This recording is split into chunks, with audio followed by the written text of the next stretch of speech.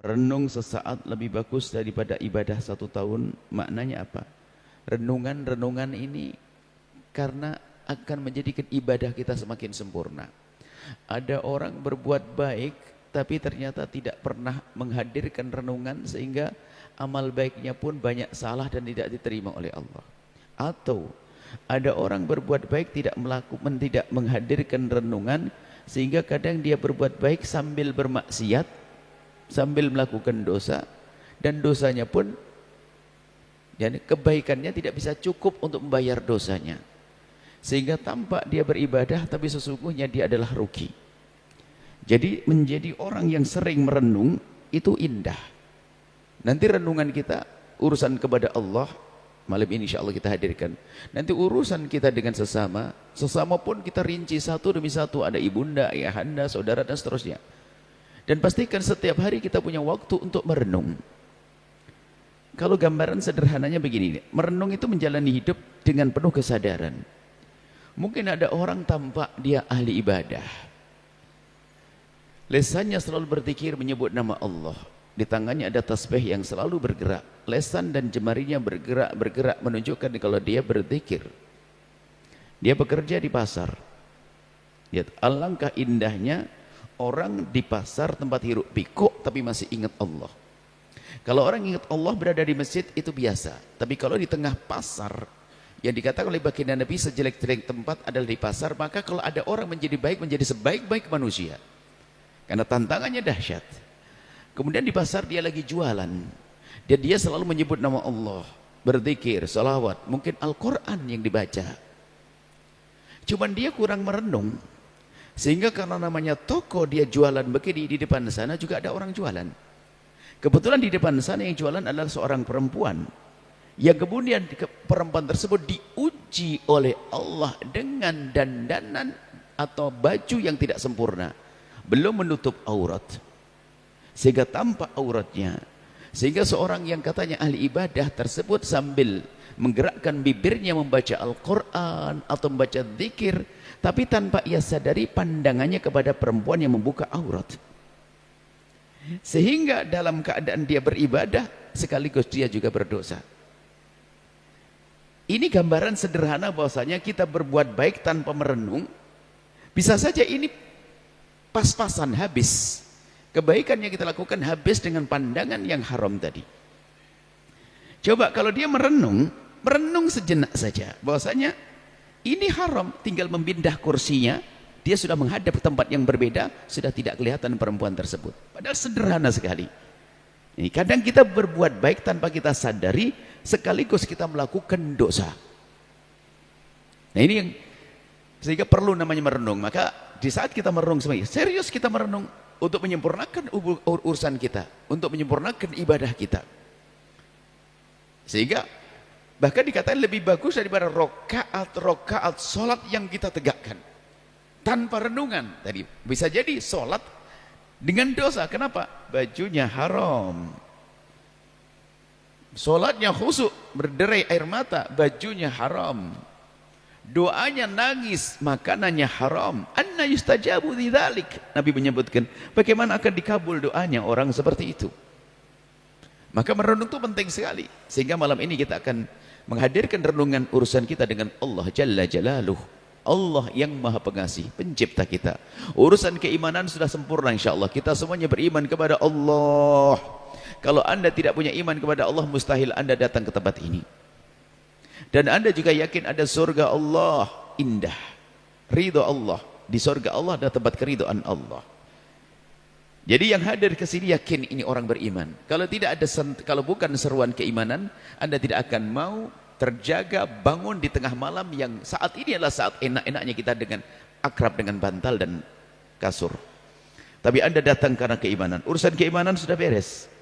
Dan insya Allah ini termasuk golongan yang disebut oleh baginda Nabi di bulan Ramadan ini adalah man qama Ramadhana. Barang siapa menghidupkan Ramadan imanan wa ihtisaba, dengan penuh keimanan dan mengharap pahala dari Allah, ghufira lahu ma taqaddama, akan diampuni dosa yang lalu. Insyaallah masalah keimanan sudah beres. Akan tapi kita perlu menghadirkan renungan supaya apa yang kita jalani menjadi semakin baik. Urusan dengan Allah Jalla Jalaluh. Manusia harus mempunyai 3 tahapan hidup. Yang pertama, tahapan menyadari bahwasanya dirinya dalam kegelapan. Menyadari bahwasanya dirinya banyak salah dan dosa. Karena dari kesadaran kalau dia di dalam kegelapan, maka akan ada upaya untuk mencari terang. Tapi orang yang tidak sadar dia dalam kegelapan, maka dia akan terlena. Biarpun itu adalah sinar yang palsu, bukan sinar yang sesungguhnya. Maka dalam kegelapan, sehingga setelah orang menyadari dirinya dalam kegelapan, nanti akan bisa masuk fase selanjutnya, yaitu apa? Bagaimana dia keluar dari kegelapan menuju benderang. Nah, menuju hidayah. Jadi kalau orang ingin dapatkan hidayah, sadari dulu dong bahwasanya kita ini adalah dalam gelap. Siapa yang tidak pernah berdosa di antara kita? Kita tuh banyak gelap. Mata kita kadang gelap melihat yang haram, lisan kita gelap berbicara yang haram, telinga kita gelap, belum lagi syahwat dan seterusnya. Maka fase atau tahapan pertama adalah bagaimana kita sadar bahwasanya banyak kegelapan-kegelapan pada diri kita. Banyak dosa-dosa yang kita lakukan. Dengan penuh kesadaran sampai nanti kita menyesal. Namanya an-nadamatu, menyesal. Kalau sudah orang merasa bahwasanya gelap ini membahayakan dia, maka dia akan pergi ke tempat benderang agar dia terbebas daripada petaka-petaka yang terjadi karena kegelapan. Nah ini setelah nanti orang masuk deras ke benderang, artinya sudah mendapatkan hidayah, lalu dia menjadi orang baik, ternyata belum cukup. Ada fase, setelah fase kedua, fase menemukan hidayah, menemukan petunjuk, nanti ada fase selanjutnya, yaitu fase mengajak kepada kebaikan. Harus masuk fase selanjutnya. Dan tidak sah kita masuk fase yang ketiga langsung mengajak orang kepada kebaikan, tapi dia tidak sadar kalau dia di dalam kegelapan. Makanya sekarang kita harus memasuki fase yang pertama, langkah yang pertama, yaitu bagaimana kita menyadari kekurangan kita, menyadari dosa kita. Dan menyadari dosa ini penting, perlu namanya tafakur. Nanti ada dosa, kalau sudah dosa urusannya hukuman dari Allah.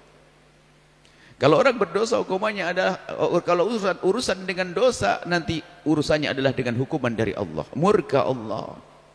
Dan ingat, dosa sekecil apapun, makanya jangan dientengkan.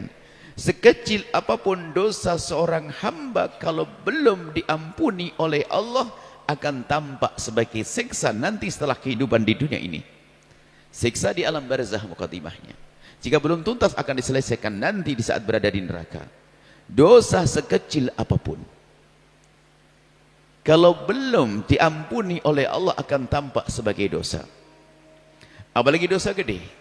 Dan ingat, sebesar apapun dosa seorang hamba, hamba yang berdosa, dengar, yang pernah berdosa, hamba Allah, sebesar apapun dosa seorang hamba, kalau dia serius memohon ampun kepada Allah, pengampunan Allah lebih agung dari dosa seorang hamba. Sehingga majlis ini adalah majlis tidak boleh meremehkan dosa sekecil apapun. Sekecil apapun. Dan mari kita terus lihat diri kita sendiri. Di hari-hari yang lalu, apa yang telah kita pandang, kita lihat, apa yang telah kita ucapkan. Dan kita harus terus. Dan jadikan ini nanti kebiasaan, setiap malam Anda punya waktu untuk merenung, untuk membaca diri Anda. Apakah dosa apa saja yang pernah kita lakukan? Sampai Anda sampai kepada sadar, oh itu dosa, mataku melihat yang haram di tempat itu. Di tempat keramaian di alam nyata aku melihat yang haram, atau di alam nyata mataku melihat yang haram. Renungan ini. Sebab kalau tidak ada renungan, tidak akan ada penyesalan. Sebab yang namanya tobat yang akan diampuni oleh Allah, tobat yang sejati itu syaratnya harus ada penyesalan. Orang menyesal akan sebuah dosa, baru itu namanya tobat. An-nadamatu at-taubatu. At-taubatu an-nadamatu. Kata Nabi, yang namanya tobat adalah penyesalan.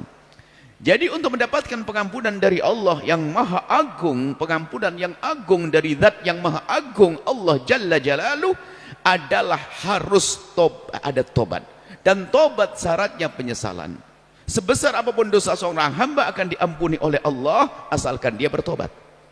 Karena Allah sudah berjanji, kalau seorang hambaku bertobat, aku akan ampuni. Maka Allah menamakan dia dengan At-Tawwab, yang maha memberi taubat. Al-Ghaffar, yang maha memberi pengampunan. Untuk sampai kepada tobat, seorang harus menyesal. Dan untuk bisa menyesal ini perlu kita merenungi dosa. Kalau kita tidak pernah mencoba merenungi dosa, tidak akan sampai kepada penyesalan. Kalau kita tidak menyesal, maka belum bertobat. Maka syarat untuk bisa menjadi orang yang diampuni oleh Allah, menghadirkan renungan yang dalam.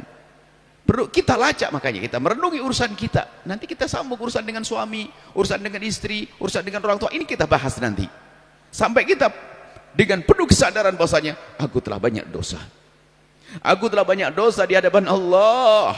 Maka saat itu menengadahkan tangan, ini menengadahkan tangan yang benar dengan penuh penyesalan. Lalu dia berucap, astaghfirullah, astaghfiruka, astaghfiruka, aku mohon ampun kepadamu ya Allah. Memohon ampunnya itu benar karena dia menyadari akan dosanya. Nah ini. Maka dari itu ayo kita melacak apa yang pernah kita lakukan dari dosa-dosa kita. Di saat Anda sendiri, bukan saat ini singkat sekali saat ini. Nanti di saat setiap malam Anda harus punya waktu untuk merenungi diri Anda dengan Allah, untuk mendapatkan gelar kemuliaan menjadi ahli surga. Ahli surga, di surga itu, wahai hamba Allah, di surga itu bukan saja orang-orang yang kerjaannya hanya baik dan baik seperti para nabi. Ternyata di surga juga ada pendosa. Pendosa seperti apa? Kan disebutkan, wasari'u ila maghfiratin min rabbikum wa jannatin 'arduha as-samawati wal 'ardu 'iddat lil muttaqin. Bergegaslah kalian, hei orang-orang yang beruntung menuju surga. Bergegaslah kalian menuju surga dan menuju pengampunan dari Allah, untuk mendapatkan surga yang telah disiapkan untuk orang-orang yang bertakwa. Lah orang bertakwa mendapatkan surga. Lalu seperti apakah orang bertakwa? Ya disebutkan di situ, alladzina yunfikuna fis sarra'i wad-dharra'i wal kadhimina al-ghaidha wal 'afina 'anil nasi wallahu yuhibbul muhsinin. Ya, itu orang berbuat baik ya. Cuma di belakang ayat selanjutnya bunyinya, walladzina idza fa'alu fahishatan. Dan ternyata ahli surga adalah mereka yang melakukan kekejian, orang yang melakukan dosa. Orang melakukan dosa. Jangan berhenti sampai di sini. Walladzina idza fa'alu fahishatan dzakarullaha, ingat Allah, wastaghfaru lidzunubihim, segera memohon. Ingat ini kan sadar, merenung, ingat bahasanya aku dosa, jika tidak diampuni oleh Allah aku akan dihukum, baru memohon ampun kepada Allah. Dan dia sadar, wa may yaghfiru dzunuba illallah, tidak ada yang mengampuni dosa kecuali Allah. Nah ini makanya kita punya peluang besar, dengan catatan jangan menunda tobat. Tidak usah esok hari, jangan-jangan esok bukan hari kita. Tak tahunya sudah mati malam ini. Semoga panjang umur semuanya. Kita tidak bisa menjamin hidup sampai esok hari. Maka jangan biasa menunda tobat. Selagi bisa hari ini, kenapa? Wong membersihkan diri kok nunda esok. Dan jadikan ini nanti kebiasaan setiap malam kita untuk merenung. Anda punya waktu di tengah malam sebelum tidur, waktu tahajud atau kapanpun, sejenak Anda merenungi urusan diri Anda dengan Allah. Mata ini melihat apa tadi, telinga dengar apa tadi, mulut berucap apa tadi. Merenung sampai kita sadar bahasanya mulutku telah bersalah, mataku pernah berdosa, lalu menengadahkan tangan, mohon Allah ampuni dosa mataku ya Allah, dosa telingaku ya Allah, termasuk dosa besar. Kalau dosa kecil perundungan dalam, kalau dosa besar sebetulnya gampang ingat, cuma kadang kita tidak sadar bahasanya hukumannya daripada Allah adalah besar. Dan kami ingatkan siapapun yang pernah melakukan dosa besar, Allah Maha Pengampun dengan syarat bergegas, jangan nunda esok hari. Hamba Allah yang pernah masuk urusan judi, jangan main-main, jangan sampai meninggal sebelum diampuni dosa-dosa judi. Dosa besar berjudi, dosa besar. Dosa besar, kalau sudah dosa besar hukumannya ya besar di hadapan Allah. Yang pernah masuk perjudian segera bergegaslah menuju pengampunan dari Allah, berhenti dan tobat. Allah Maha Pengampun. Jangan terus larut dalam perjudian. Apalagi judi hari ini, Masya Allah, ada judi secara langsung, ada judi online, Bisa jadi kalau orang tidak merenung bisa saja berjudinya di mana? Berjudinya waktu setelah tahajudan di atas sajadahnya megang handphone judi online. Bisa jadi seperti itu. Dia tertipu. Hati-hati, judi haram. Takutlah kepada Allah. Kalau mati saat itu biarpun di atas sajadah tampak dia husnul khotimah, tapi su'ul khotimah dia, petaka dia, celaka dia. Kenapa dia melakukan dosa? Maka bergegaslah mohon ampun kepada Allah. Yang berurusan dengan judi, belum lagi hukuman di dunia akan Allah berikan. Yang biasa urusan dengan judi, Allah akan porandakan urusan keluarga, urusan dunianya. Judi termasuk di antara minuman keras. Yang pernah minum minuman keras, takutlah kepada Allah. Jadikan malam ini malam terakhir kita dengan urusan minuman keras atau yang serupa yang menjadikan akal kita rusak. Dosa besar di hadapan Allah. Dan masih banyak dosa-dosa yang berurusan dengan riba. Takutlah kepada Allah. Yang makan riba hukumannya besar di hadapan Allah. Riba, jangan cari pembenar dengan riba yang pernah kita lakukan. Alangkah indahnya insyaf, menyadari karena kita sadar bahwasanya Allah Maha Pengampun. Tinggal mohon ampun kepada Allah, minta untuk dientaskan dari riba. Mungkin ada di antara kita yang masih dalam kubang riba yang sangat susah kita untuk keluar. Allah Maha Kuasa. Mintalah setiap malam kepada Allah, ya Allah, entaskan aku dari riba. Yang mungkin sudah kecanduan dengan minuman keras dan lain sebagainya atau yang diharapkan oleh Allah, mintalah kepada Allah. Jangan ragu saat ini dengan kesalahan yang masih Anda lakukan atau apapun dosa yang kita lakukan, jangan lupa minta kepada Allah. Dikisahkan seorang anak muda tiba-tiba diketemukan di mihrab. Ada seorang syekh bercerita, suatu ketika aku melihat seorang anak muda tiba-tiba dia di depan mihrab masjid dengan derai air mata. Setelah itu aku lihat dia selalu ada di tempat tersebut. Setiap sholat sebelum adzan tiba sudah ada di situ. Dan setiap selesai sholat tampak basah dari wajah. Dibasahnya wajah dengan air mata. Basah, wajahnya basah dengan air mata. Lalu dilihat oleh sang syekh ini, ternyata dia anak muda yang dulu kerjaannya mabuk di perempatan jalan. Jadi saking masyhur yang dia sang pemabuk. Lalu sang syekh ini bertanya, bagaimana kisahmu wahai anak muda? Kok kamu ada di sini, gimana kisahnya? Sang anak muda ini bercerita bahwa aku biasa mabuk di tempat sana. Tapi aku suatu ketika pernah dengar engkau ya syekh pernah bercerita, biarpun kamu masih dalam kubang kehinaan, ngadulah kepada Allah. Ya Allah, aku melakukan dosa ini, jauhkan aku dari dosa ini. Aku mabuk waktu itu, tapi aku ingat omonganmu, lalu aku minta, ya Allah, jauhkan aku dari mabuk ini ya Allah. Hanya engkau bisa menolongku untuk meninggalkan mabuk ini ya Allah. Aku minta tolong ya Allah, jauhkan dari mabuk. Sementara aku waktu itu baru mabuk. Setelah mabuk aku sadar minta. Dan begitu, tiba-tiba suatu ketika Allah bawa aku ke sini. Dan setelah itu aku tidak lagi mabuk lagi. Artinya mungkin ada yang masih dalam kubang riba, yang ingin keluar susah. Setiap saat Anda ngadu kepada Allah, bahkan dengan derai air mata, ya Allah, entaskan aku dari riba ini ya Allah, riba ini ya Allah, riba ini ya Allah. Allah Maha Kuasa. Allah akan entaskan Anda. Jika permasalahan adalah permasalahan modal, Allah Maha Kaya untuk berikan modal yang halal. Yang menjadi masalah adalah kita kurang yakin kepada Allah. Minta dulu, biarpun mungkin saat itu kita belum bisa meninggalkan secara 100%, akan tapi kita harus berusaha. Mulai hari ini kita sudah mulai. Sehingga langkah menuju tobat sudah dianggap tobat. Ibaratnya begini, ada orang yang mohon maaf, dia lagi mabuk atau berjudi. Mabuk berjudi. Kemudian setelah itu di tempat itu juga dia sadar. Kemudian dia berkata, tidak, aku harus tinggalkan tempat ini. Baru dia melangkah mau pulang tobat. Astagfirullah, aku tidak boleh balik. Baru melangkah satu langkah dicabut nyawanya oleh Allah, sudah diampuni. Kenapa? Sudah masuk langkah tobat seperti orang sudah bertobat. Selangkah menuju tobat sudah merupakan tobat. Maka jangan ragu untuk melangkah menuju tobat. Siapapun Anda yang masih berurusan dengan riba, ayo kita coba besok hari. Kita sudah bahas dengan istri, bagaimana aku mengentaskan diriku dari riba, terus didiskusikan. Bisa jadi minggu depan sudah selesai, atau mungkin ada yang tahun depan. Kalau tahun depan berarti tangis Anda sepanjang tahun ini, mungkin 3 tahun berikutnya. Yang jelas kita harus merenungi. Ingat, merenung Allah Maha Kuasa. Mungkin ada orang yang punya banyak kedoliman. Ketahuilah kalau bicara kedoliman, ada orang yang sangat dolim pada waktu itu. Tapi setelah mendapatkan hidayah menjadi orang yang sangat luar biasa. Khalid bin Walid, kedolimannya adalah dia memusuhi kaum muslimin. Memukul mundur kaum muslimin di perang Uhud. Sayyidina Umar bin Khattab sebelum masuk Islam bagaimana? Dengan kejahatannya yang targetnya memenggal leher baginda Nabi SAW. Apakah ada dosa lebih keji dari ini semuanya? Apakah ada dosa dari hamba hari ini yang lebih daripada dosanya Sayyidina Umar dan Khalid bin Walid? Tidak ada. Akan tapi lihat, kalau sudah Allah mengangkat seorang Khalid menjadi panglima dahsyat dalam Islam, Umar bin Khattab seorang khalifah yang dahsyat dalam Islam. Makanya jangan ragu kepada Allah, bergegaslah, jangan menyerah lalu berkata nggak mungkin, Allah yang maha kuasa. Siapa ngira Khalid bin Walid tiba-tiba datang masuk Islam? Siapa ngira Umar bin Khattab tiba-tiba datang masuk Islam? Mudah bagi Allah untuk mengangkat anda, hai hamba Allah. Ya, menjadi masalah kita tidak berpegang kepada Allah, maka Allah tidak akan beri kepada kita pertolongan. Malam ini ayo kita merenungi.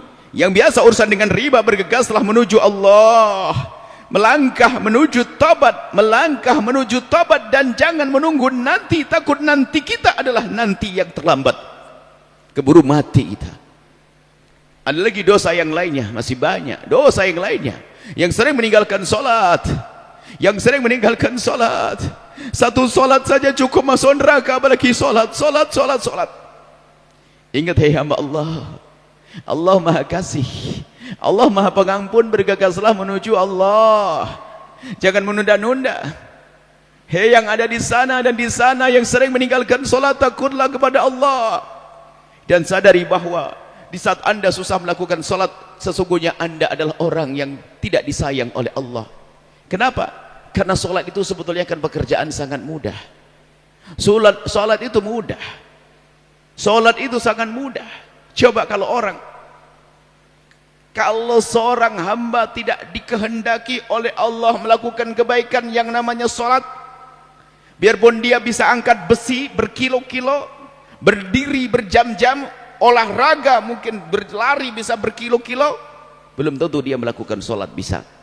Padahal kalau kita lihat sholat ngapain sih? Dia berdiri, tidak menjinjing apapun di tangannya, tidak ada beban di atas kepalanya dan pundaknya. Lihat, dia hanya kosongan lalu bertakbir Allahu Akbar. Bahkan kalau kita lihat gerakannya pun juga mirip gerakan olahraga, ada rukuk, ada sujud dan seterusnya. Tapi kalau tidak dipilih oleh Allah, nggak akan mampu melakukan sholat. Sehingga sholat ini adalah dahsyat pilihan Allah. Maka kalau anda merasa bahwasanya anda susah sholat, hati-hati, jangan-jangan anda memang dijauhkan dari rahmat Allah. Maka malam ini bergegaslah menuju sholat, jangan sampai ada yang meninggalkan sholat. Adapun masa lalu anda yang banyak meninggalkan sholat, Allah maha pengampun, bergegaslah mohon ampun. Kalau sudah Allah mengampuni dosa anda, ingat seperti tidak pernah punya dosa. Tapi syaratnya segera bergegas menuju Allah. Yang sering melakukan sholat, dan sholat adalah sangat mudah. Kalau ada orang tidak bisa sholat, itu yang salah gurunya. Sholat ia dianjurkan berjamaah sebisa mungkin dalam madhab kita. Kalau ternyata belum bisa berjamaah, tapi paling penting jangan meninggalkan sholat. Jangan meninggalkan sholat, waktunya sudah jelas terbentang. Kalau duhur sampai masuk asar, panjang waktunya. Dan dimanapun anda berada bisa sholat. Kita sampaikan cara berwudu yang gampang, menutup aurat begini saja. Ibu-ibu pakai mukena, tidak harus pakai mukena sholat. Dipermudah sholat bisa saja dimanapun, di tengah sawah, di sampah, di hamparan sawah, di kebun, di bengkel yang penuh dengan oli suci, oli tidak najis, dan sebagainya. Pabrik semen tidak najis, debu tidak najis, lumpur tidak najis. Tidak ada orang tidak bisa sholat setelah ini. Jangan ada yang meninggalkan sholat, ya hamba Allah. Lihat urusanmu dengan Allah. Lagi jualan dahsyat di tengah pasar supaya tidak ketinggalan duhur, langsung berdiri di atas dagangan sayurnya. Orang terkagum, ini hebat banget ini orang ini. Sholat 4 rakaat duhur di atas plastik atau bahkan di atas tanah. Jangan ada yang meninggalkan sholat. Sholat, apalagi dosa-dosa kepada Allah. Ini urusan dengan Allah. Ayo koreksi diri kita sendiri. Ada lagi judi tadi, zina. Innalillah Urusan syahwat apalagi di hari ini, saat ini begitu mudah bangkit syahwat dengan cara, kalau bangkit syahwat dengan yang halal, dengan pasangan yang halal, indah. Nilai ibadah, suami istri bermesraan ibadah. Tapi ini dengan yang haram. Kami ingatkan siapapun yang pernah terpleset dalam hina dan busuknya zina. Zina adalah busuk, hina dan hina dan hina. Mintalah kepada Allah agar dientaskan dari kebusukan zina. Hanya Allah yang mengangkat. Hanya Allah yang bisa membersihkan seorang hamba. Zina adalah hina. Hina zina, hina berkepanjangan. Kalau ada orang kafir masuk Islam namanya mu'allaf, seorang anak dan cucu masih bisa bangga, ayahku mu'allaf. Tapi kalau seorang anak punya ibu bekas pezina, dia corengan di mukanya tidak akan habis-habis. Zina adalah hina, panjang kisahnya. Seorang cucu tidak pernah bangga kalau mendengar berita ibunya atau neneknya dulu adalah seorang pezina. Di dunia terhinakan, belum lagi kehinaan nanti di akhirat. Dan zina pun ada tahapannya, yang punya halal, punya istri, punya suami melakukan zina, hina. Kehinaan di atas kehinaan, yakni kehinaan dalam kehinaan. Maka dari itu, yang pernah kebeleset dalam urusan zina, bergegaslah menuju Allah, memohon ampun kepada Allah. Tanyakan dirimu, sudahlah pernah tobat dengan sesungguhnya atas dosa-dosa zina atau mukaddimah zina? Hei hamba Allah yang pernah kebeleset dalam zina, yang masih selamat dan aman, tolong pertahankan. Jangan sampai godaan-godaan terus datang kepada anda. Godaan hari ini luar biasa. Kalau zaman dahulu orang bangkit syahwat karena melihat di jalan, melihat mungkin di sungai-sungai, melihat mungkin di tempat-tempat tertentu, melihat aurat. Akan tapi hari ini pembangkit syahwat bisa saja kita bawa kemana-mana. Di segenggam alat yang namanya handphone membangkitkan syahwat, mukaddimah zina. Bisa jadi seorang yang tampak dia tidak pernah keluar rumah, laki atau perempuan. Mungkin orang menyifati dia sangat soleh dan soleha, hebat, tidak pernah keluar rumah, akan tapi setiap hari nonton yang kotor, rusak mentalnya, rusak hatinya, rusak akhlaknya, sehingga baginya kepleset dalam zina. Dan ini ada orang semacam itu, halus diseret oleh syaitan kepada zina dari tontonan-tontonan yang haram. Bahkan seandainya punya istri yang halal pun, dia lebih senang dengan yang haram. Suami yang halal, dia mengambil yang haram. Sehingga yang haram pun belum tentu lebih ganteng dari suaminya, belum tentu lebih perkasa dari suaminya, belum tentu lebih bersih dari suaminya, akan tapi dihiasi oleh syaitan. Takutlah kepada Allah, hamba Allah. Godaan syaitan sangat dahsyat. Zina. Dan kami ingatkan siapapun yang pernah terpeleset dalam hina dan busuknya zina, segera kembalilah kepada Allah. Dan tanyakan berapa kali nangis karena dosa zina. Dan benarkah kita menyesali masa lalu tentang perzinaan ini? Segala yang ada hubungannya dengan kisah perzinaan pasti harus dihapus. Kenangan-kenangan itu adalah kenangan iblis, kenangan busuk, harus dihapus. Takutlah kepada Allah. Yang pernah kebeleset dalam zina, kembalilah kepada Allah. Jangan nunda esok hari, jangan esok bukan milik kita. Ini urusan zina. Dan jagalah mata. Jaga mata, karena dari sinilah perzinaan terjadi. Enggak ada orang berzina itu langsung ketemu, itu enggak, dari pandangan dulu. Kemudian ucapan. Enggak ada orang bertemu yuk zina, enggak ada. Dari obrolan yang semula obrolan bisnis, obrolan curhat lawan jenis, dari curhat menuju ke arah syahwat, sehingga kepleset. Atau hanya sekedar iseng, dari iseng zina, hina di dunia dan di akhirat. Takutlah kepada Allah, ya hamba Allah. Yang pernah kepleset dalam zina, segera kembali kepada Allah. Kalau anda serius kembali kepada Allah, bertobat, menyesali dosa tersebut, ingat, Allah Maha Pengampun. At-taibu minadz-dzambi kaman la dzambala. Orang bertobat dari dosa seperti orang tidak pernah punya dosa. Takutlah kepada Allah, hai hamba Allah. Allah Maha Kasih, Allah Maha Pengampun. Kemudian setelah itu, dari dosa-dosa kepada Allah, ingat, dosa kepada Allah bukan dosa kepada manusia. Dosa kepada Allah adalah ditutup. Tutuplah urusan kita dengan Allah dari mata manusia. Enggak perlu kita bercerita tentang dosa-dosa kita kepada Allah. Bahkan tanda tobatmu itu diterima adalah pandaimu dalam menutup urusan dosamu kepada Allah dari mata manusia. Jangan ceritakan urusan dosamu kepada Allah dengan manusia. Kalau sudah cerita dengan manusia, ingat manusia tidak bisa mengampuni dosa kepada Allah. Yang ada manusia merendahkan. Yang ada manusia hanya merendahkan, ini pemabuk, ini berjudi, ini adalah berzina. Akan tapi urusanmu dengan Allah, yang pernah kebelasan dalam zina, tutup aibmu sampai kapanpun. Hanya Allah saja yang tahu. Jangan menjadi orang bodoh. Orang bodoh disabdakan Nabi, si bodoh dia itu. Kul ummati mu'afa. Umatku ini akan aman-aman saja illal mujahirun, kecuali yang terang-terangan dalam berzina, dalam dosa termasuk zina. Bagaimana terang-terangan dalam zina? Apakah ada orang zina di alun-alun? Apakah ada orang zina di perempatan? Tidak. Mereka adalah orang yang berbuat di malam hari, sudah ditutup oleh Allah, esok harinya bercerita. Si bodoh dia. Perlu ilmu tobat.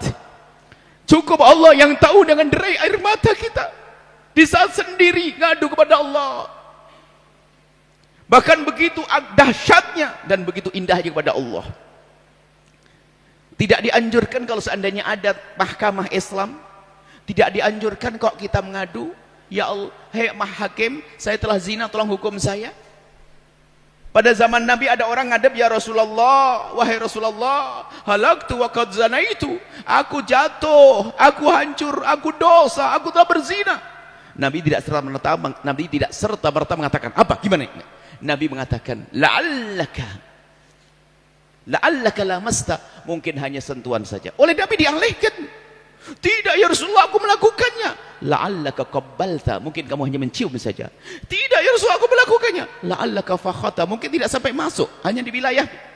Iya, aku melakukannya sampai 4 kali. Sampai Nabi mengatakan, ini orang benar enggak ini? Baru dihukum. Artinya apa? Nabi mencoba mengalihkan.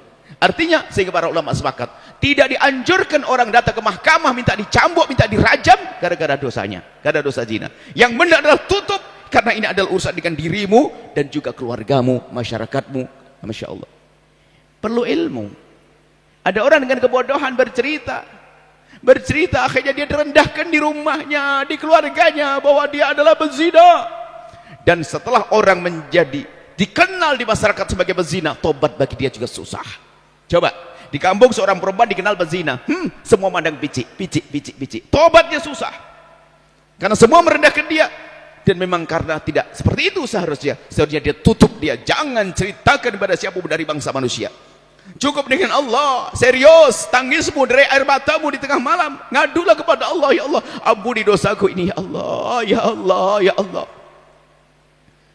Dan dosa-dosa yang lainnya. Belum lagi dosa masuk laki dengan laki, lebih gede lagi, perempuan dengan perempuan, na'udzubillah. Nah kalau ada orang diuji dengan, mohon maaf, laki-laki senang dengan laki-laki, itu gak beda dengan yang senang laki dengan perempuan. Selagi takut pada Allah tidak akan melakukannya.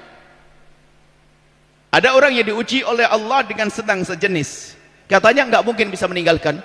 Bukan yang menjadikan dia tidak bisa menghindar, karena tidak ada rasa takut pada Allah. Laki dengan perempuan juga bangkit syahwat. Apakah setiap saya syahwat lalu saya berhubungan dengan perempuan? Kan tidak. Yang menghentikan adalah rasa takut kepada Allah. Sehingga kelainan-kelainan itu cara menyelesaikannya adalah rasa takut kepada Allah. Takutlah kepada Allah. Dan jangan mengentengkan dosa kecil, apalagi dosa gede. Cukuplah Allah yang tahu. Mohon ampun kepada Allah. Nah, ini bertobat, dan ilmu tobat itu harus ada. Kita menyesali dosa, dan jauh kita lacak lagi dosa apa lagi? Dosa anggota tubuh kita. Kemudian hati kita, kekotoran hati, dan nanti insya Allah kita bahas juga. Hati dengki sama orang, dendam sama orang, ini halus sekali di hati kita. Alih suudan kepada Allah. Baik, kita selesaikan dulu soal dosa-dosa ya. Apalagi selain zina, judi, minuman keras dan sebagainya. Apalagi, masya Allah. Urusan dengan Allah, meninggalkan puasa. Ya hamba Allah yang sering meninggalkan puasa Ramadan sementara dia wajib berpuasa, takutlah kepada Allah. Sedih melihat Di siang hari anak-anak muda sekolah di sebuah tempat. Di sampingnya ada saudara-saudara kita di luar Islam yang mungkin ada kegiatan sosial, pendidikan dari sekolahnya. Bagi-bagi kurma untuk takjil, padahal dia non muslim. Non muslim dididik berakhlak, berbagi kepada saudara kaum muslimin. Di sebelahnya anak-anak muslim, ternyata dia tidak berpuasa. Innalillah. Dan bisa jadi sekolah-sekolah seperti itu. Pulang berangkat dari rumahnya berpuasa, ngaku puasa, sampai di luar tidak berpuasa. Bahkan pengakuan dari seorang penjual nasi di siang hari, dia berkata, di bulan Ramadan dagangan saya lebih laku. Kok bisa? Iya, kenyataannya semacam itu. Bisa jadi ya, kenapa? Kalau di luar Ramadan kan istrinya masak di rumah dan dia biasa sarapan di rumah. Tapi di luar Ramadan, di rumah dia ngaku berpuasa, keluar dia lapar, makannya di warung. Dosa besar meninggalkan puasa, dosa besar. Jangan sampai ada di antara kita begitu gampang meninggalkan puasa. Hai hamba Allah, puasa, puasa, puasa. Tengok dirimu sendiri. Takutlah kepada Allah, tinggal minta, ya Allah berikan pertolongan kepada kami. Cuman ada lagi ya, masalah ilmu puasa, ada orang yang boleh berbuka puasa loh ya. Ada 9 orang yang tidak wajib puasa, anak kecil, orang gila, orang sakit dan sebagainya, orang tua, hamil, menyusui dan seterusnya, haid, nifas. Termasuk ini agar Anda tidak dosa. Kalau Anda bekerja keras, mohon maaf, ada di sana itu tukang beca ahli sorga, tukang batu ahli sorga, banyak. Sorga bukan saja untuk ustadz-ustadz saja, orang kaya di sorga juga ada tukang beca ahli sorga, banyak di sorga. Tapi orang siapa tukang beca yang ahli sorga adalah yang takut kepada Allah. Kalau seandainya dia bekerja ngebeca atau jadi tukang batu di siang hari, kok berat sekali, berat, oh gak kuat, mau pingsan dan sebagainya, dia boleh berbuka saat itu. Dia boleh berbuka, tapi berbukanya di saat dia menemukan dirinya dalam keadaan lemah. Dan itu gak boleh bohong, gak boleh pura-pura. Allah tahu kalau pura-pura. Ingat urusan dengan Allah, Allah tahu kalau pura-pura. Tapi kalau bang dia lemes, gak mampu, dia boleh berbuka secukupnya untuk mengembalikan kekuatannya. Tapi kalau Anda berbuka dari pagi, dosa besar. Misalnya mohon maaf, saya contohkan tukang becak, karena kita menemukan tukang becak yang soleh.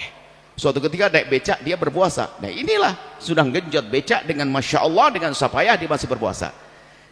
Kalau dari pagi sudah tidak berpuasa, yang bekerja keras dari pagi tidak berpuasa, haram dan dosa. Wajib dia sahur, niat berpuasa. Kalau di perjalanan ternyata menemukan dirinya lemah, nggak mampu, mau jatuh, mau pingsan, dia boleh berbuka saat itu. Tapi tidak boleh dari pagi, di saat dia menemukan dirinya lemah. Lemahnya bisa jam 11, lemahnya bisa jam 3. Dan ini harus perlu kejujuran. Ini harus disadari. Tapi kalau dari pagi nggak boleh. Kenapa dari pagi tidak boleh? Dia mendahului Allah. Sebab mohon maaf, anggap saja dia ada kerja tukang batu atau kerja keras apa saja, sudah terlanjur buka, tak taunya apa, becaknya hilang, atau bahkan diganti sama orang, kamu tidak usah kerja, dikasih gaji.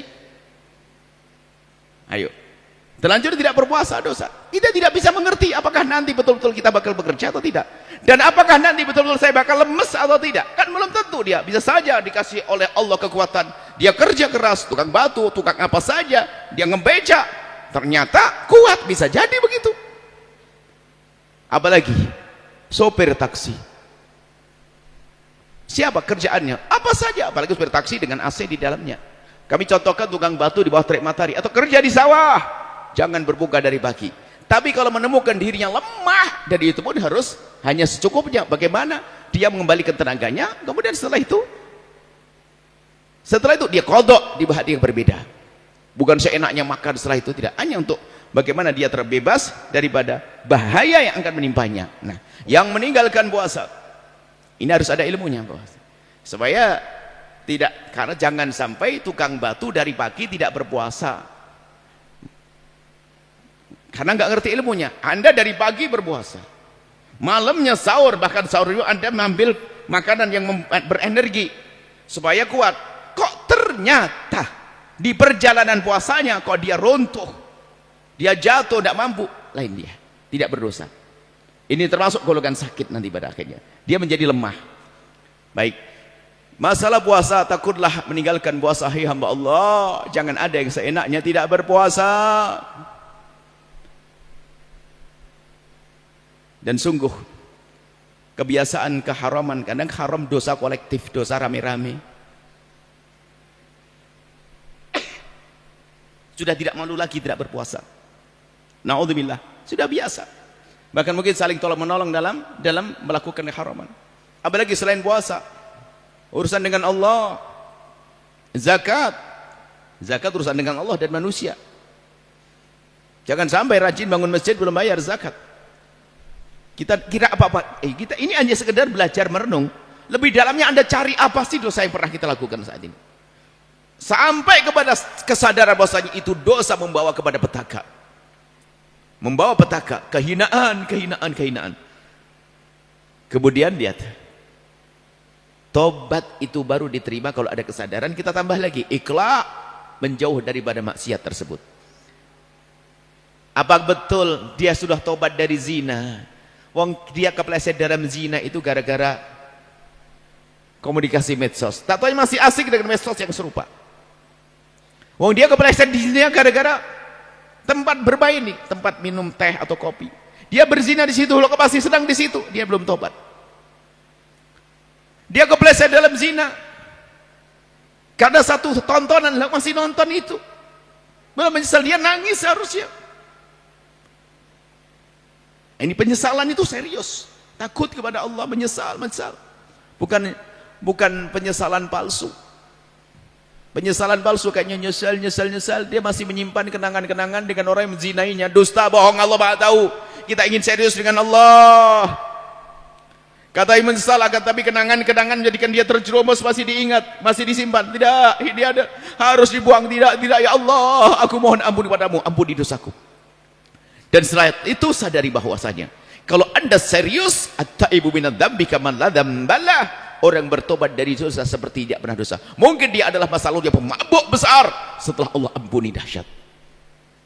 Diampuni oleh Allah, selesai. Mungkin dia berjudi besar online.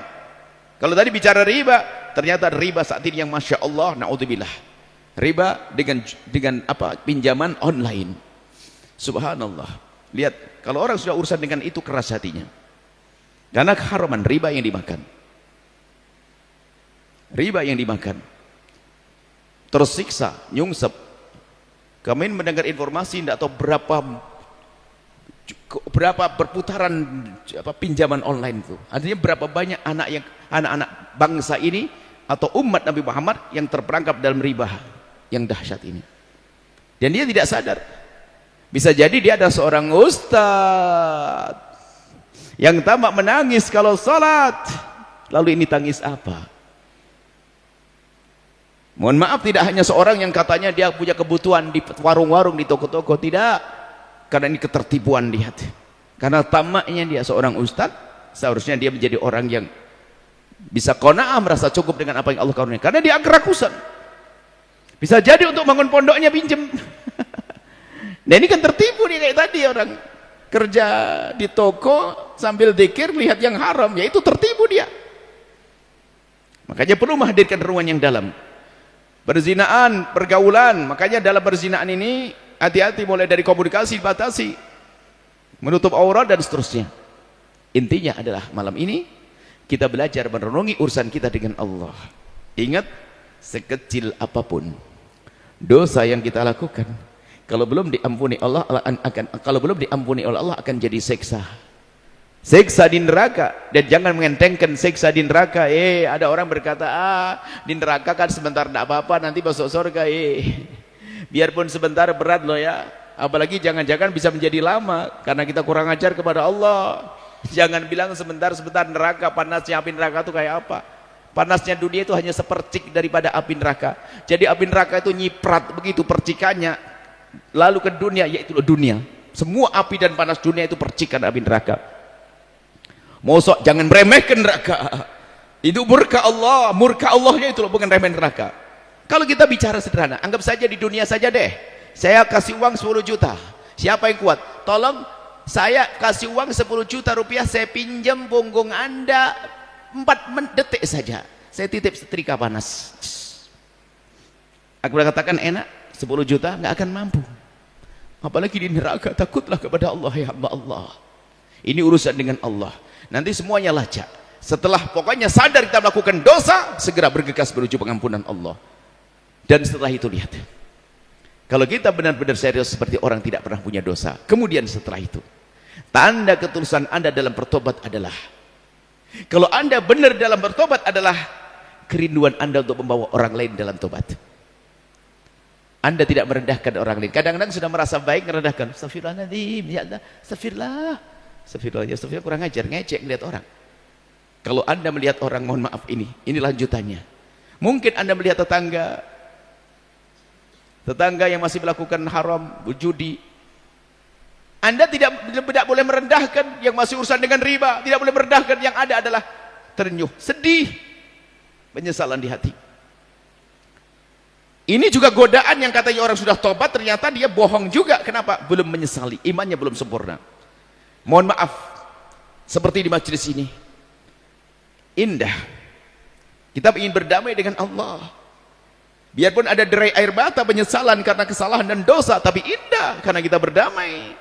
Seperti damainya suami istri, lihat, setelah minta maaf indah. Dengan Allah pun juga demikian, indah dan semakin indah. Cuman kadang kita tertipu, mohon maaf. Seandainya kita setelah dari majelis semacam ini, kemudian kita pergi lewat stasiun atau alun-alun atau tempat mana, mohon maaf, ada perempuan misalnya yang pakai baju setengah badan. Setiap ada mobil lewat lalu dia melambaikan tangan, Anda tahu bahasanya perempuan itu mengajak berzina. Ayo, kan ada orang semacam itu. Kemudian Anda kebetulan yang naik mobil, di dalam mobil ngelihat perempuan semacam itu, tanyakan diri Anda, apa yang ada di hati Anda? Bisa jadi memang Anda orang soleh, orang baik, hebat, berada di majelis, suka nangis di majelis. Di saat melihat perempuan semacam itu, mungkin Anda termasuk orang yang berkata begini, ih kasihan malam-malam, astagfirullah, astagfirullah, astagfirullah. Siapa di antara kita di saat melihat orang berdosa seperti itu, atau orang yang mau melakukan dosa, siapa di antara kita yang di saat melihat perempuan semacam itu, perempuan yang akan mengajak berzina atau dosa-dosa yang lainnya, siapa di antara kita di saat melihat saudara kita seperti itu, kemudian dia menundukkan wajahnya ke bumi, tiba-tiba menitikkan air mata, kemudian mengangkat tangan, menengadahkan tangan, ya Allah, itu umat kekasihmu Nabi Muhammad, kau uji dengan kehinaan, ampuni dia ya Allah. Ayo, siapa yang seperti itu? Siapa di antara kita di saat melihat saudaranya berdosa lalu kita ikut sedih? Siapa? Ini loh tanda tobat serius. Tapi kalau setelah tobat kok ngerendahkan orang lain, tobatnya bohong itu.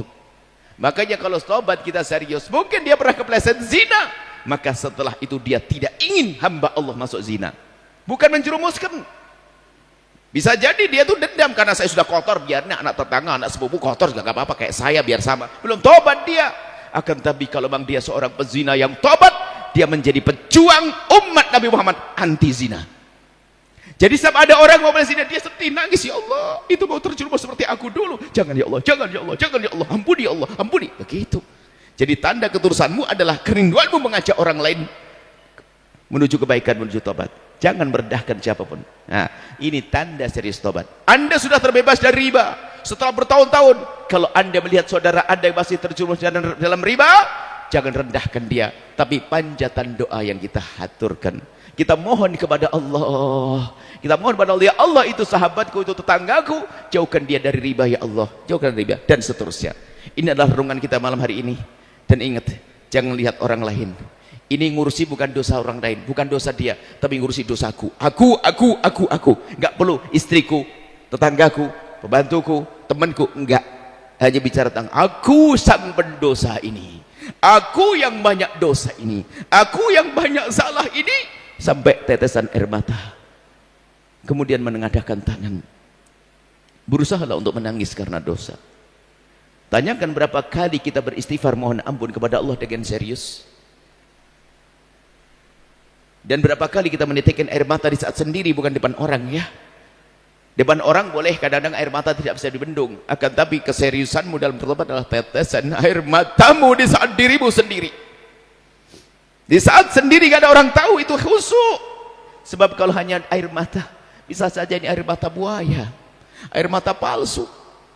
Akan tapi di saat sendiri Anda menitikkan air mata, Anda ngadu kepada Allah, ya Allah, dosaku yang itu, ya Allah, yang itu, ya Allah.